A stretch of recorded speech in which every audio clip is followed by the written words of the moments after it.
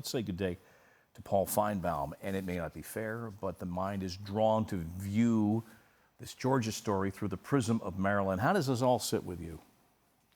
Well, listen, I have great respect for Tom, and Tom was representing what some people are saying in the Georgia situation, Bob. But you know what? I really don't care if the good old boys of football may think this is excessive to make sure that every player is safe. Try going like the president and the AD did last week to Jordan's house and explain to them that things weren't quite right. I mean, listen, we have a serious problem here, Bob. Is it generational? Is it cultural? Do you have young, hard-ass coaches, for lack of a better phrase?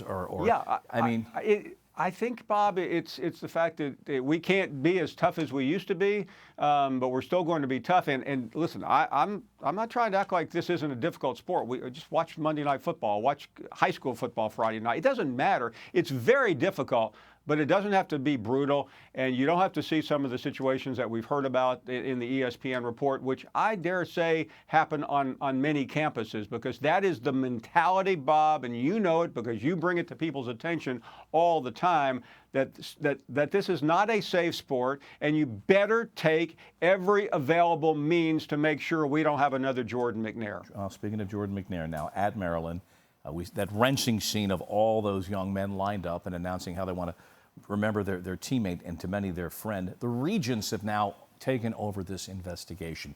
And you can talk about the fact that the school was probably several months late, and only upon the publication of the report were they apologizing to the family. But with the regents now in charge, there's really no telling how far afield this investigation and the consequences may reach.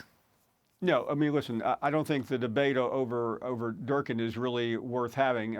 Most people believe that he will be gone. I think the real question now is it a clean sweep? Does the AD go? He's a new AD, Damon Evans. Does the president go, Wallace Loh? There are a lot of people suggesting that he should. And while I sat here a week ago on this network and praised him for what he said, because frankly, I had not heard a university president act culpable for anything in recent years, the fact that it took him that long is a very important question to raise. All right. Let's switch gears here. Off safety, Ohio State, where the 2-week deadline on the Urban Meyer investigation has been now redefined as a guideline for what the university hopes is going to be a complete probe. And at this point, a question the school may want to look at is what kind of a person Urban Meyer was keeping on his coaching staff, in light of the Friday report from the website Stadium stating that former assistant coach Zach Smith had sex toys delivered to the Ohio State football offices, took pictures of his penis both there and during a visit to the White House in 2015. All right, neither you nor I signed up to report and say things like that. It's not funny. But there's a qualitative decision to be reached here, too, and just not what the facts are. Who was this guy?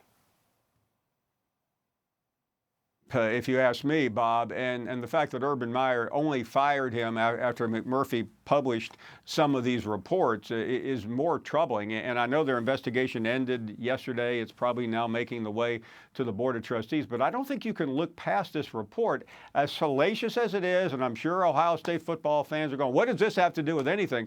Well, it has a lot to do with the fact that Urban Meyer apparently acts like he didn't know what this guy was doing. I don't think you can say that. No, Urban Meyer is not going through Zach Smith's mail. But to have someone and to continue to enable someone, Bob, who would do something like this within the confines of the athletic department and at the White House, I mean, I'm not familiar with things like this. I really don't understand it. I just don't think Urban Meyer can act like this. And I'm sure the lawyers are negotiating right now, and they're trying to find a pretty picture to put a pretty face on all of this. But this report that's almost impossible disgusting. Now at this point. We got 30 seconds. School's calling it an independent investigation, but there are 6 people on the committee overseeing it. 3 of them are trustees. That is not independent.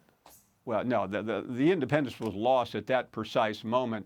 And, you know, they'll make a recommendation. This is going to fall to the president of Ohio State University. I don't know what decision he's going to make, but it is going to be scrutinized. And if Urban survives, his reputation has certainly been shattered in part. But I know football fans, Bob, we're 2 weeks away from the opener, and go Buckeyes. Yeah, winning solves a lot. Paul Finebaum, thank you.